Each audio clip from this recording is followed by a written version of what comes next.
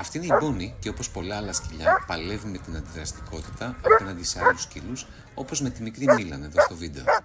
Όμως, με λίγη εξάσκηση από το πρώτο κιόλας μάθημα μπορούμε να δούμε μια πολύ διαφορετική πλευρά της Bonnie. Σε τι οφείλεται αυτή η δραστική αλλαγή? Έχει να κάνει με δύο πολύ απλά πράγματα στην εκπαίδευση σκύλων.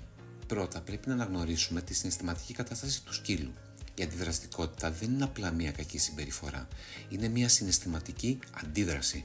Κατανοώντας το πώς αισθάνεται η Bonnie και τι την ενεργοποιεί, τότε μπορούμε να αλλάξουμε την πηγή του προβλήματος, δηλαδή το πώς αισθάνεται όταν βλέπει άλλα σκυλιά. Το δεύτερο είναι η αξία του ενισχυτή, δηλαδή το πόσο σημαντική είναι η επιβράβευση. Χρησιμοποιώντας θετικές ανθρώπινες μεθόδους και αναγνωρίζοντας τι είναι αυτό που μετράει για την Bonnie περισσότερο, είτε είναι με ζεδάκι, είτε είναι παιχνίδια, είτε ένα χάδι, τότε μπορούμε να την καθοδηγήσουμε έτσι ώστε να κάνει τις σωστές επιλογές.